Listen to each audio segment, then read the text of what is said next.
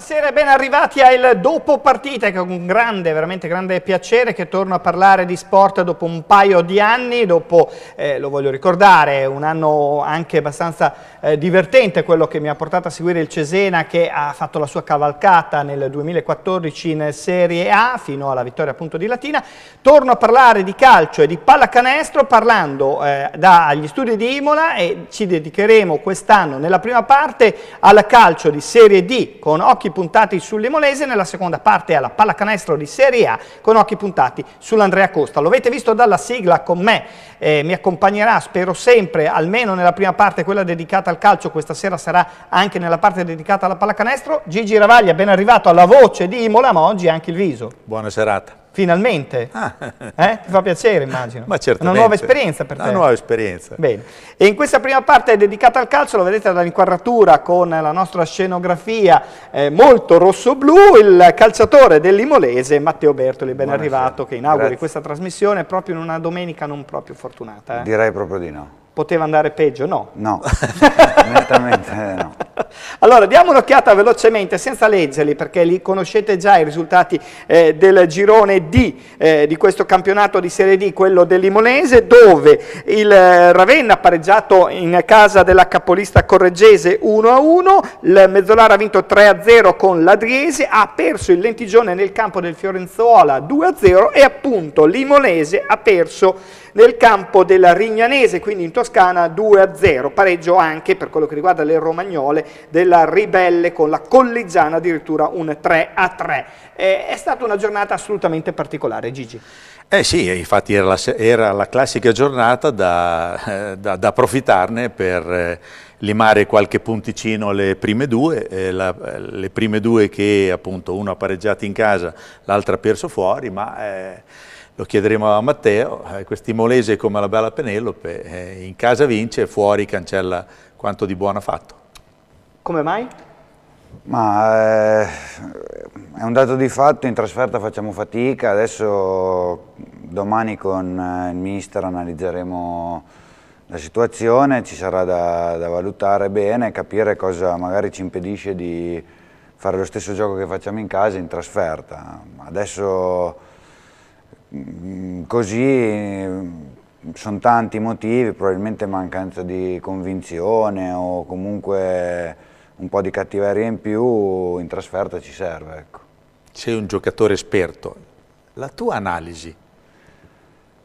Sì, la mia analisi sulla partita è che siamo partiti bene, abbiamo avuto occasioni fin dall'inizio, sembrava la partita potesse prendere una piega decisamente migliore di come è andata. Dopo un episodio, al primo tiro loro hanno fatto questo gran gol e dopo abbiamo iniziato a fare confusione, siamo ricaduti un po' negli errori che abbiamo commesso tutte le volte che siamo andati in svantaggio, o comunque tutte le volte che ci facciamo prendere un po' dalla foga e dal voler fare, magari facendo più confusione che giocando come sappiamo fare. Questi sono gli highlight preparati dall'Imolese della gara, uno stadio che guardando di qui era anche abbastanza deserto, non so in tribuna centrale. No, poca gente. Poca sì, attenzione per la Rignanese, sì.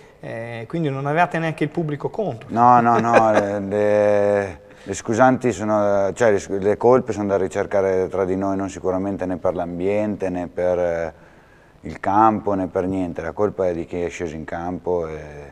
Anche perché si giocava in campo neutro? Sì, appunto. Sì. Poca gente ha seguito però questa partita. A livello di occasioni com'è andata? Ma a livello di occasioni ne abbiamo avuto una clamorosa dopo un minuto, che un nostro compagno si è trovato a tu per tu, poi abbiamo sempre creato, abbiamo sempre avuto il pallino del gioco, però non abbiamo mai concretizzato come magari hanno fatto loro la prima occasione. Gigi, siamo alla sesta giornata giocata, l'Imolese che hai visto fino adesso, hai saltato 2 partite se non erro. Sì, le 2 che hanno perso, praticamente 2 partite un po' fotocopia, perché erano partiti bene anche nella prima sconfitta, e poi dopo il gol l'Imolese si è disunita. Cioè, non mancano tanto per dire giustificazione. Ieri l'infortunio di Ferretti, il bomber dell'Imolese, senz'altro quello che tiene sulla squadra, che tiene alta la squadra. mancano ancora giocatori importanti, mancavi il portiere ieri, però non sono giustificazioni valide per una squadra che ha anche una panchina, diciamo, importante. Forse però serve almeno un paio di mesi per amalgamare bene il gruppo, in fondo siamo adesso a 2 mesi di lavoro, tra sì, poco. Però quella di ieri era una partita non dico da vincere, ma da non perdere assolutamente, anche perché non è promossa, non è una squadra che fino adesso aveva fatto grandi cose, il mister ci teneva in modo particolare, giocava contro la squadra del suo ex presidente, perciò penso che le avesse tenuti... Vi ha tenuto battuti fino a un momento prima della gara, nel momento della formazione, cosa vi ha detto? È la gara della vita, no? Sì, noi le prepariamo tutte come le gare della vita. Onestamente, per quello che dico che le colpe vanno ricercate in chi è sceso in campo, perché sia la società che il mister, che l'ambiente, che tutto ci prepara sempre al meglio. Quindi onestamente il mister, io questa cosa non la sapevo e il mister non ce l'ha detta, ma ha preparato la partita come ha preparato le altre, con la stessa intensità, con lo stesso lavoro, con la maniacalità che usa lui sul suo lavoro, ed è quello che ci ha portato a fare grosse cose, grandi partite fino a oggi. Questa purtroppo è una partita secondo me che è stata interpretata male proprio dai giocatori. Le condizioni di salute del gruppo a livello fisico, come state? Adesso Gigi ricordava l'assenza del portiere, l'infortunio del Ferretti. Sì, manca Bettati e Sivilla, sono 2 giocatori importanti almeno sulla carta, che il mister conosce molto bene e che ha voluto in squadra, perciò può solo crescere questi molesi. Questo sicuramente, poi questi sono infortuni purtroppo che sono nella media di una stagione, e se guardiamo le statistiche noi le abbiamo, perché comunque il prof ci monitora sempre tutto, noi corriamo il doppio degli altri, quindi non è neanche un problema di condizione. E ribadisco, è proprio per quello che chi ha giocato si deve sentire, diciamo, colpevole di questa sconfitta. Ecco. Mancano anche un paio di giovani importanti che magari non permettono rotazione, oppure sei obbligato nella scelta magari del 98, devi far giocare quello e magari... Tanto per dire, Tatto adesso non è in ottime condizioni, però Tattini è un giocatore importante. Se deve giocare Saporetti, magari uno dei due è quelle sono scelte che fa il mister. Non parla mai di compagni di squadra. No, ma è proprio, con i 4 fuori quota sono costretti. Tornando al discorso dei giovani, per dire, secondo me, è vero, mancava Scantampiano, che per noi è un grandissimo portiere, però Mastro ha fatto una gran partita, ha dimostrato di essere pronto, che poi Beppe, essendo più vecchio, avendo più esperienza, magari qualcosina in più e tutto, è chiaro, perché si passano anche tanti anni di differenza e sicuramente Mastro diventerà come Beppe. Però ieri i giovani hanno fatto quello che dovevano fare, la partita non la potevano cambiare loro, la dovevamo cambiare comunque noi che abbiamo un po' più di responsabilità, un po' più di esperienza. Sarà una settimana piuttosto importante questa, hai magari pensato come entro dentro domani allo spogliatoio, il mister ha la macchinettina e mi tosa zero come tosa zero tutti quanti. Ma sono cose normali del calcio, cioè mi meraviglierei del contrario, quindi è chiaro che ognuno si prenderà le proprie responsabilità, e come sono uscito da situazioni anche peggiori calcisticamente nella mia storia, con un gruppo come questo sono convinto che usciamo anche comunque da questa situazione. Il derby col Menzolare, primo tempo così abbastanza anonimo, poi c'è stato anche il calcio del mister che vi ha scosso un po', siete entrati dentro. Per chi non lo sapesse, non è che il mister ha dato un calcio. No, ha dato un calcio in un cesto, il cesto ha volato e ha beccato un giocatore, ecco. Però è stato molto corretto il mister, è venuto a scusarsi con giocatori, famiglie, con quant'altro. Ha dato un calcio, qualcuno che non lo sa che calcio ha dato. In altre occasioni magari non sarebbe neanche trapelato, ecco, però ci vuole questa scossa Limolese. Sì, no, non ci vuole chiaramente, non ci vorrebbe. Il problema è quello che non ci vorrebbe, e invece ci vuole, e qualcuno la deve dare. Ognuno se la deve dare personale, e chi di dovere, come il mister che è sempre sul pezzo e tutto, ce la darà anche come squadra. Ecco. Riusciamo a vedere proprio almeno i due gol? Vediamo, come... lasciamo scorrere tranquillamente perché non li abbiamo ancora visti. Così vediamo anche... i due gol della Rignanese, abbiamo visto alcune occasioni, lasciamo scorrere le immagini tranquillamente anche perché la sintesi dura poco più di 2 minuti, quindi possiamo sicuramente vederle. Come ti è sembrata però adesso a mente freddo questa Rignanese? Una squadra di bassa classifica come dicono i numeri, come un po' ha detto anche Gigi, o comunque è più di quello che sta dimostrando dai numeri? Allora io C'è più colpa vostra? Sì, okay. Io volevo dire quello, è sicuramente più colpa nostra, senza nulla togliere alla squadra avversaria che ha dato tutto in campo e comunque hanno fatto la loro partita. Però, cioè, ad esempio, questa è l'occasione del primo minuto, capita di sbagliarla, loro la prima ci hanno fatto gol al 40°. E poi ha fatto gol un 98, perciò avrà pescato anche il classico tiro della domenica, però l'ha fatto. Però l'ha fatto, ci ha creduto e l'ha fatto. Ecco, le vediamo tranquillamente, questi sono 2 minuti di immagini, naturalmente l'inquadratura è molto da lontano, forse il campo non permetteva di avere un'inquadratura migliore, però vediamo queste occasioni. Raccontaci pure, Matteo, se te questa le ricordi. È stata la trama del primo tempo, dove noi ogni volta che riuscivamo a uscire col nostro palleggio riuscivamo a innescare, vabbè, questa non è un'occasione perché era in fuorigioco. Sì, fuorigioco. E ogni pallone gli riuscivamo a dar pressione, riuscivamo a tenerli comunque nella loro metà campo, perché quello che si vede adesso è quello che è successo, e questo è il loro gol, cioè comunque nato da un rimpallo, e questo ha indovinato il tiro perfetto a fil di palo. Difesa schierata, fuorigioco c'era ma non era influente, no. Quindi nulla da dire. Ha avuto anche lo spazio per mirare bene, ecco. Esatto.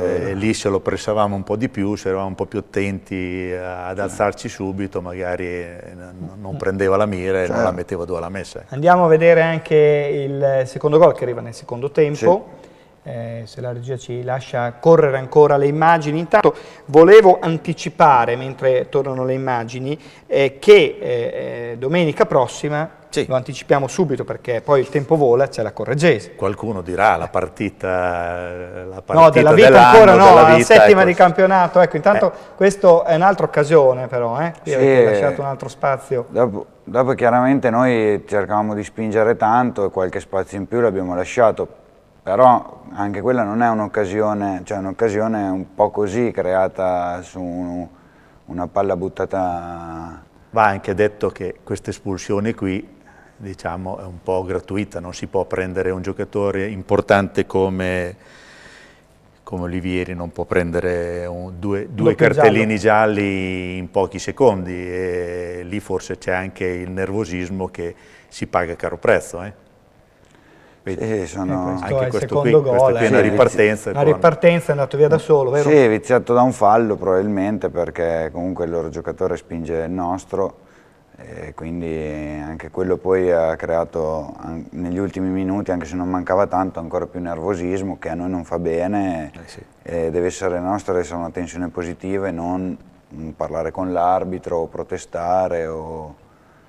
E poi naturalmente eravate sbilanciati, l'uomo libero in mezzo all'area. Ecco, dicevo, ho anticipato il ragionamento della Correggese, ma non ho ancora detto la classifica che possiamo vedere anche in grafica. La Correggese è in testa con 14 punti, Lentigione 13, Castelvetro 12, Mezzolara, Fiorenzuola 11, Imolese 10, poi seguono 9 la Ribelle, più giù c'è anche il Ravenna, per rimanere in tema, Romagnolo a quota 7, Ravenna che ha impattato con la Correggese. Proprio ieri hanno impattato 1-1, il Ravenna che non aveva ancora fatto gol, ha fatto gol a questa squadra che senz'altro meriterebbe il salto di categoria. 2 anni fa praticamente l'ha persa all'ultimo minuto dei playoff, l'anno scorso li ha vinti, però è stato ripescato il Forlì, perciò è una squadra importante, quest'anno... È la squadra più importante insieme all'Imolese, Gigi. Vediamo subito in questa prima puntata. È una squadra importante. Perché l'Imolese ha degli obiettivi. No, l'Imolese è una squadra da playoff sicuri e possibilmente anche da vittorie in campionato. Sentite questo peso? No, non è un peso, perché se no non saremmo le persone adatte, è una motivazione in più, è una cosa che sappiamo del primo giorno, sappiamo di avere una squadra importante, ma saperlo e dimostrarlo c'è sempre un po' di differenza, quindi ieri non ci siamo riusciti, vedremo di migliorare durante l'anno. Ecco. Il guai è che adesso tutte le squadre, diciamo, sono attrezzate, non c'è nessuno che ti mandano a vedere, hanno i filmati e compagnia bella. Tutte le squadre, soprattutto quando vengono a Imola, ti aspettano, devi fare la partita, poi sperano in Dio, pallone avanti, pedalare e se ci scappa la ripartenza giusta prendi anche gol. Perciò bisogna sempre stare attenti, non avere fretta, non lasciare spazi e soprattutto sfruttare gli spazi avversari. Senti Gigi, visto che siamo alla prima puntata, possiamo dire che serve anche un po' più di sostegno da parte del pubblico imolese alla propria squadra e alla propria città, però, che ha investito tanto? Però è sempre una costante di Imola, è sempre la squadra che deve trascinare il pubblico. Quindi prima sta loro. Anche perché abbiamo un pubblico, diciamo, abbastanza datato. Non abbiamo, questo magari, ecco, l'entusiasmo, io l'ho chiesto, sono un paio d'anni che lo dico alla società, creare entusiasmo, pigliare, non so, il tifo dal basket, fare in qualche modo, però bisogna creare entusiasmo. Imola purtroppo è un pubblico abbastanza anziano che quando le cose vanno bene allora sono tutti entusiasti, come va male non senti una parolina, non senti niente, ecco. Però fortunatamente l'Imolese in casa ha sempre vinto, perciò speriamo di continuare nella serie utile. Ecco. E vedremo naturalmente con la Correggese. Il prossimo turno riserva anche la partita colligiana Mezzolara, il Ravenna ospita la Pianese, la Ribelle gioca nel campo della San Giovannese, dico naturalmente quelle più interessanti, mentre il Lentigione ospita il San Donato e potrebbe approfittare dello scontro fra Correggese e Imolese. Uno sguardo anche, e qui ci sta anche la battuta per il nostro ospite Matteo Bertoli, all'altro girone che riguarda un'altra fetta di Romagna. Forse ci si aspettava, in molti l'hanno detto durante l'estate, tutte le squadre il girone unico insieme. Come l'anno scorso. È un vantaggio, uno svantaggio, considerando che gli altri, tipo l'Alfonsina, è andata a Campobasso e ha perso. Io sono rimasto in buoni rapporti con Olivi e ho sentito che loro fanno un po' fatica sotto l'aspetto ambientale in alcuni campi, perché comunque io ho giocato tanti anni al sud, ho sempre fatto il girone del sud ed è diverso, ecco, quindi... Più agonismo? Molto più agonismo, ma anche il contesto, l'arrivo allo stadio, le persone all'interno proprio dello stadio è un po' più pesante, bisogna essere un po' predisposti ad affrontarli, ecco. L'ha pagato È un po' quello che succederà all'Imolese quest'anno in Toscana. In Toscana magari... Però solo in Toscana. In Toscana, però ci sono quelle 6-7 squadre che anche se tecnicamente sono un passettino sotto, sul loro campo fanno valere nel campo del Rignanese no, però non c'era, no, infatti, campo neutro non c'era. Era per quello che il mister era molto ottimista, perché ha detto andiamo a affrontare una squadra che ti lascia giocare, gioca e lascia giocare. Infatti aveva perso 3-2 la partita prima. Perciò pensavamo di far valere la superiorità tecnica dell'Imolese. Nel girone F, che è l'altro girone appunto romagnolo, giusto per ricordare, l'Alfonsina ha perso 3-0 a Campobasso, il San Marino nel campo di Fermo ha perso 1-0 e Romagna Centro ha vinto 3-0 con la Jesina, giusto per dare qualche risultato. Lì comunque c'è molto equilibrio sia in quel girone che in questo, perché lì ci sono due squadre in testa, Vastese e Agnonese, 14, Fermana 13, sono tutte lì, San Maurese 10. Ti dici il fatto San Marino, che l'anno scorso è andata ai playoff, era la squadra più titolata delle nostre, capito? 5 punti, deve ancora vincere, e ha sempre il solito attacco, ha sempre le solite buone individualità, il mister è sempre quello. Ecco, il problema dell'Imola è che ancora una volta quest'anno abbiamo cambiato tanto e abbiamo cambiato mister, perciò bisogna pazientare e avere anche, diciamo così, la fortuna di imbroccare la serie giusta e di uscire da questo trend. Ecco.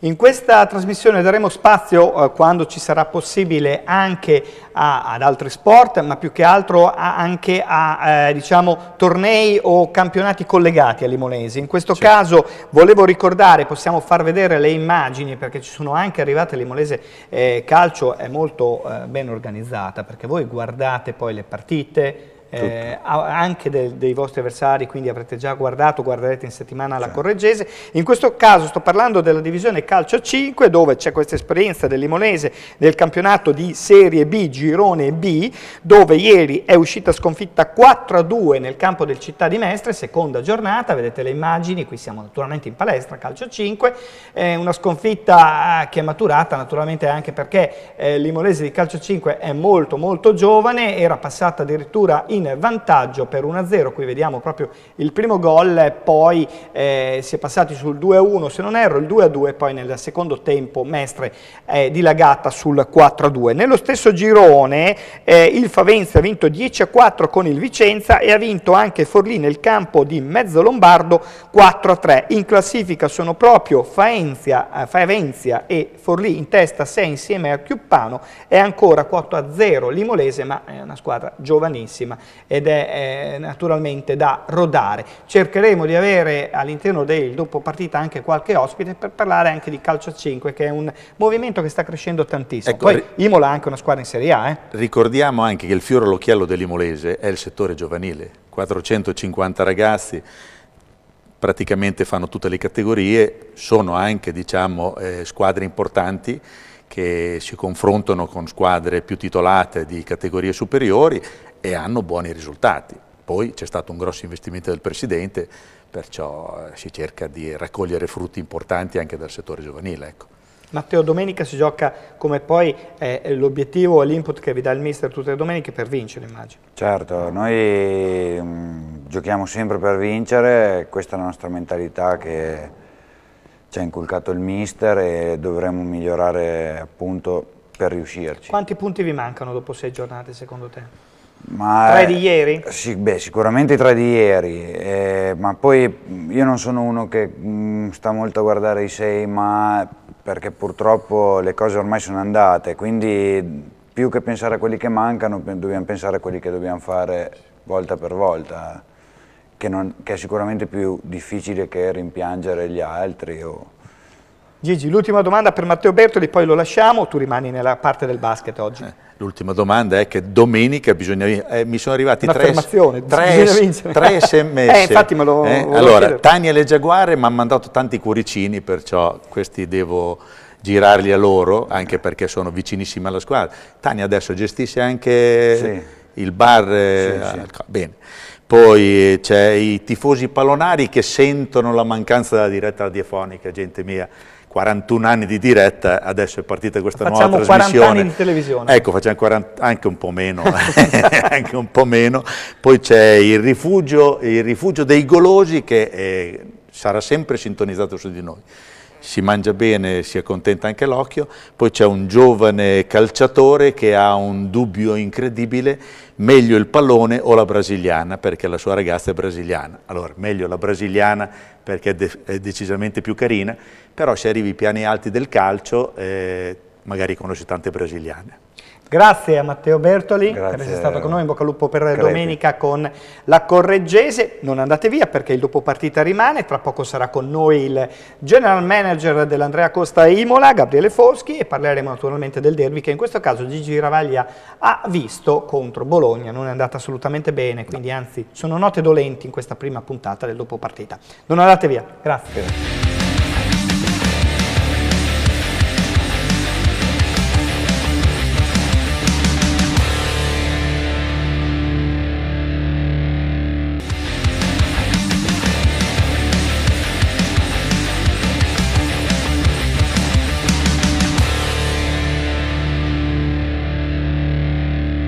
Seconda parte dedicata alla Serie A2 di pallacanestro, anche se giorni faremo qualche deviazione in corso di stagione anche qui su altri sport e su altri campionati e purtroppo, come abbiamo parlato nell'Imonese Calcio nella prima parte, anche nel basket non sono note lieti.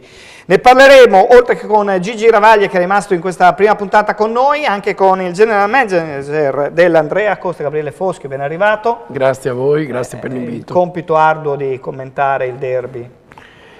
Purtroppo è stata una partita alla quale pensavamo di essere arrivati più pronti. È vero che avevamo la Virtus davanti, però alla Virtus mancavano 2 giocatori del quintetto e noi sinceramente pensavamo di essere a questo punto già ad un livello superiore. Purtroppo dobbiamo rimboccarci le maniche e capire che dobbiamo lavorare ancora.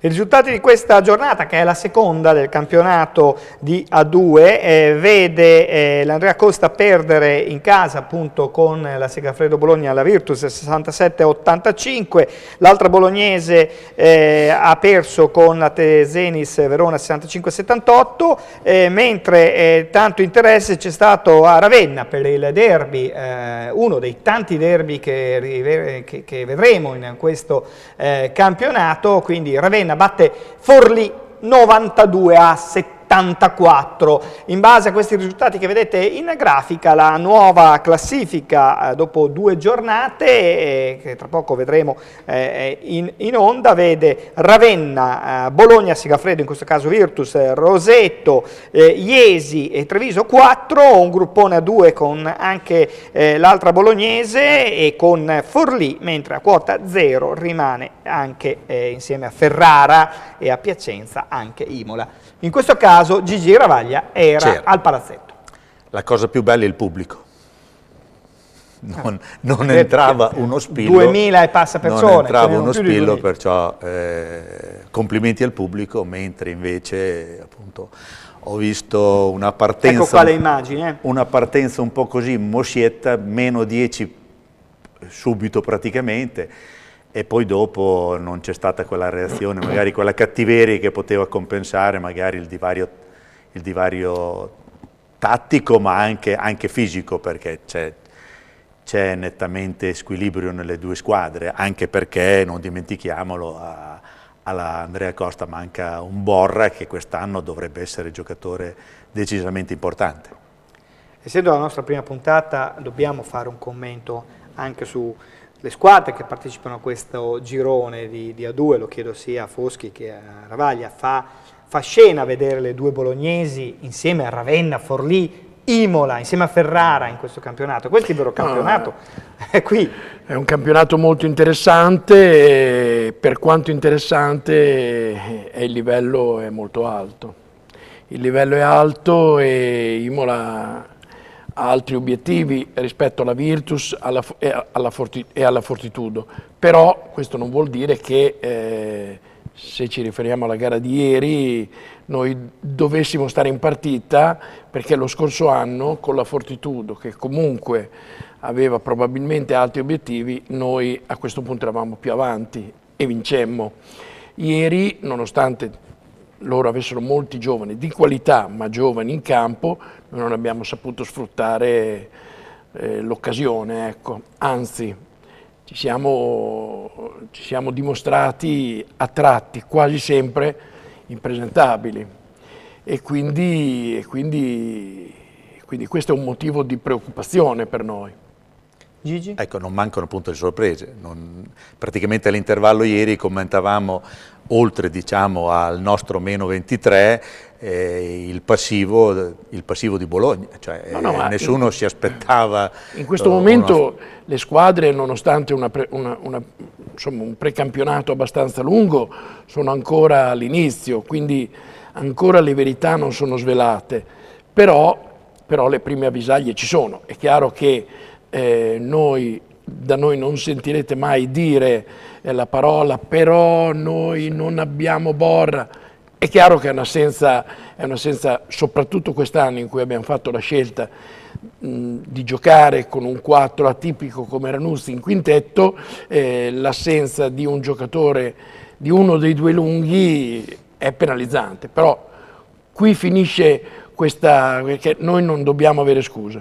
Ecco, quest'anno avete fatto anche 2 scommesse sugli americani, praticamente avete preso 2 americani piccoli, nel senso che... Abbiamo cambiato assetto, ecco, da 2 anni avevamo l'assetto dell'esterno e del lungo, quest'anno abbiamo deciso di andare su due americani che possono giocare entrambi i ruoli di play e di guardia. Ovviamente su Norfleet le qualità ci sono, bisogna aspettarlo come abbiamo aspettato 2 anni fa Anderson. Doveva in teoria essere un po' più pronto, viene da 3 campionati in Europa, però è anche vero che la A2 italiana è un livello probabilmente superiore alla Serie A ungherese, che comunque è un buon campionato. Lui ancora ha bisogno di tempo e noi dobbiamo darglielo, ecco. L'inciso però su questi 2 americani, che è una scelta condivisa con Ticchi, che li ha analizzati, cioè non è una scelta a buio. Assolutamente, la scelta è di due giocatori che vengono dal sommerso, questo sicuramente, sì, che però sono stati scelti per un certo tipo di caratteristiche. Non è che ce li siamo ritrovati con un pacco postale, abbiamo aperto, abbiamo visto chi c'era. Abbiamo speso poco, abbiamo preso quelli che c'erano, era comunque una scelta maturata durante varie analisi. Questa è un'altra delle cose che non ci sentirete dire, a parte quella degli infortuni, questa è un'altra delle cose. Cioè noi non diremo, ma dovevamo spendere poco e quindi questo è. Perfetto. Diciamo che Umè e Lawson sono di un altro budget, però finisce lì, questo non è una scusante, anche perché con Perry, con Washington, con Anderson, la musica era sempre questa, sì, eppure poi sappiamo che gli americani sono più portati e più bravi ad attaccare che a difendere, perciò devono entrare nel meccanismo soprattutto di Ticchi. Sì, questo loro devono pressare per tutto il tempo che sono in campo, probabilmente non sono mai stati abituati a farlo in carriera e quindi è presto, insomma, e dobbiamo lavorare tanto. Poi è stato molto onesto Ticchi nel dopopartita commentare a una domanda più o meno è quello che è successo l'anno scorso a Trieste. Sono un pochettino più preoccupato quest'anno di quello che era successo. Ma sai, non fosse altro che a Trieste venivano da 2 vittorie, appunto. Qui invece veniamo da una sconfitta e ne abbiamo maturato un'altra, quindi la classifica cominciamo a guardarla, ecco. Sì, anche perché ci sono 2 trasferte adesso consecutive. Adesso abbiamo Iesi e Roseto e poi abbiamo Verona in casa, campionato, lo dicevamo prima, di alto livello. Squadre materasso non ce ne sono e quindi... Ecco, volevo proprio, visto che prima Voschi ci ha risposto alla domanda sul girone, questo girone est particolarmente difficile, secondo te Gigi c'è proprio, è quasi una Serie A per guardando i nomi, no? È molto livellato. Cioè non è una Serie A2. No, è molto livellato e verso l'alto. Poi, forse è anche molto di più del girone ovest. Certamente. Giusto? Sì, il girone ovest sono 2 o 3, tutte le altre sono... Però il livello è buono anche di là, però qui abbiamo piazze storiche che devono fare bene per forza e quindi anche se sono in difficoltà andranno a correggere. Quindi strada facendo le grandi città sarà ancora più difficile. però se l'Andrea Costa è rimasta, e questo lo dobbiamo alla città che ci è stata vicina, agli sponsor, se è rimasta a questo livello deve essere accettato. Questo livello l'anno scorso è stato un sogno, essere arrivati quarti, fare i playoff.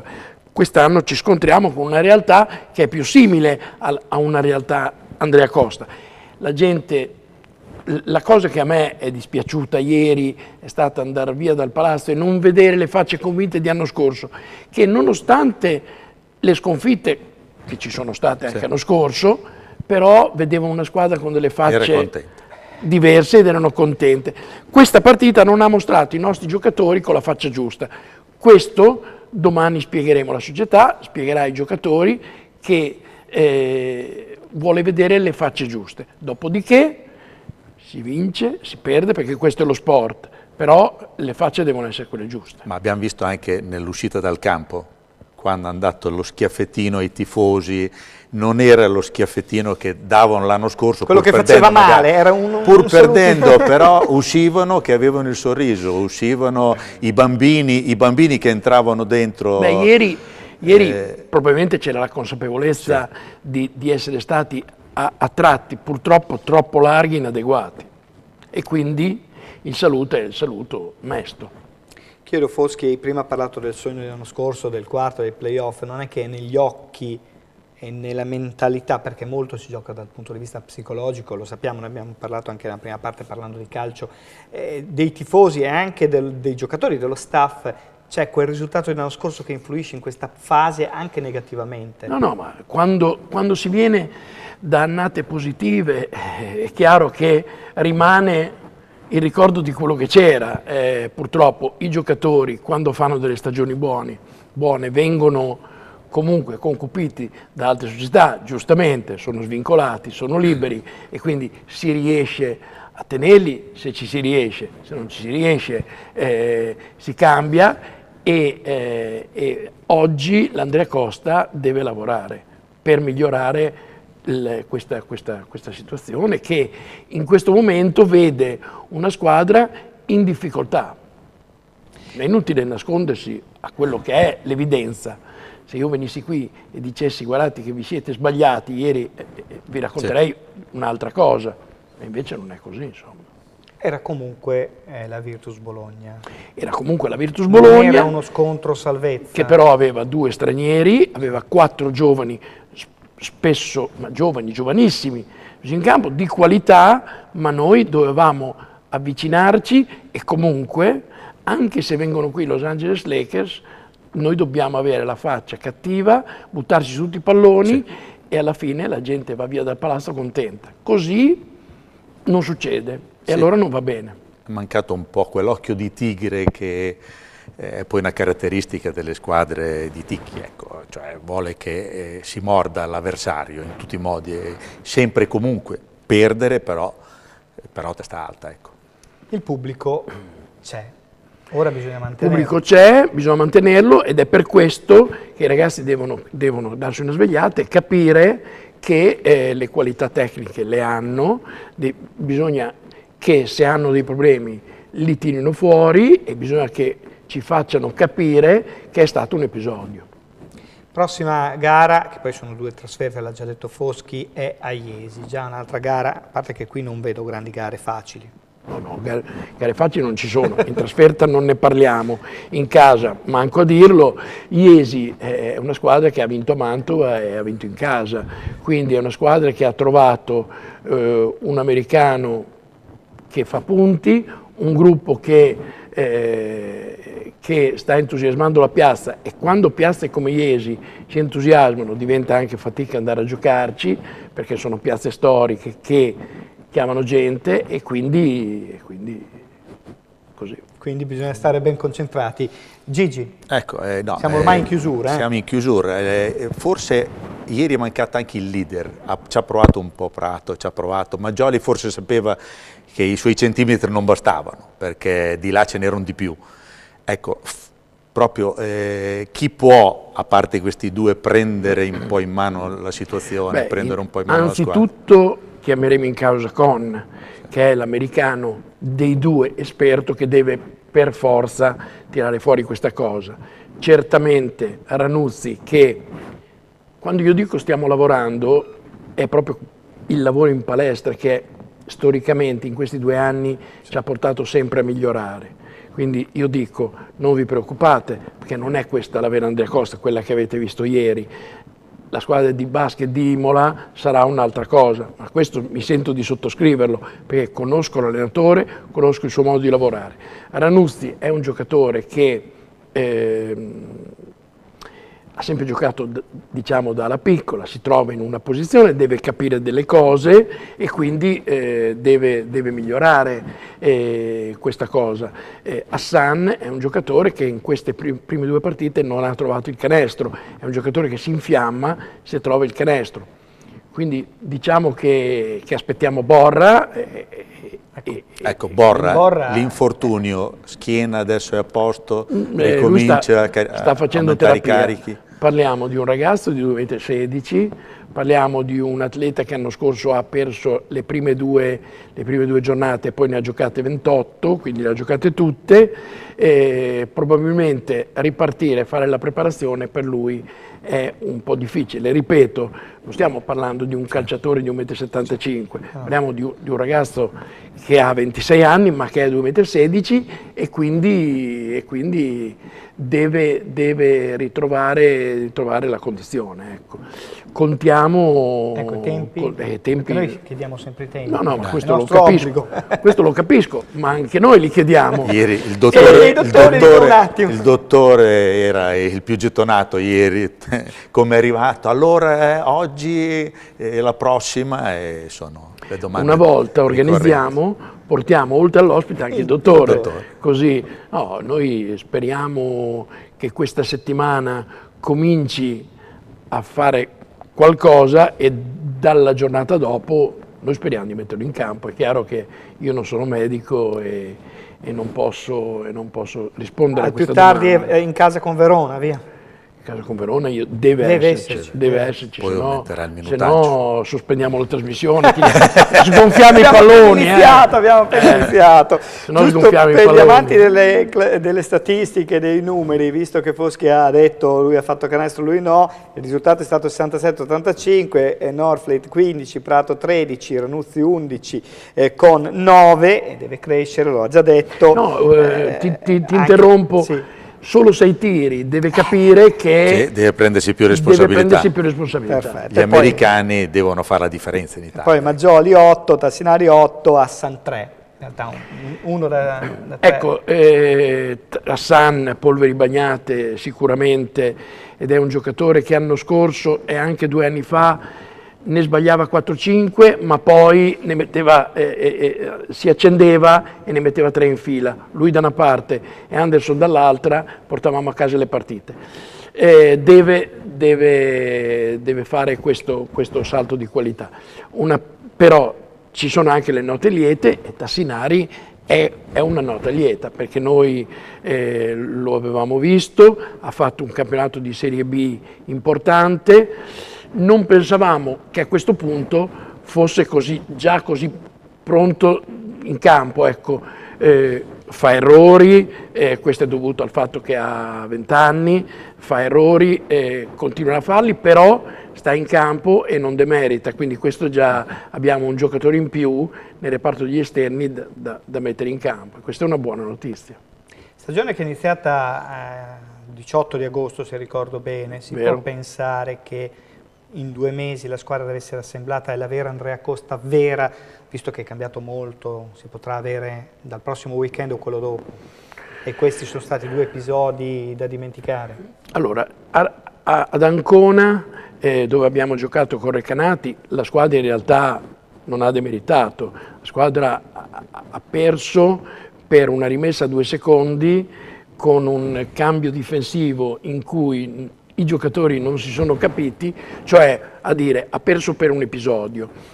Quindi diciamo che è stata solo la partita di domenica, soprattutto perché giocata in casa e, ripeto, soprattutto perché non giocata, come diceva Ravaglia, con gli occhi della tigre. Questa è una cosa che noi dobbiamo fare, non possiamo lasciare questa cosa agli altri, perché altrimenti è un problema.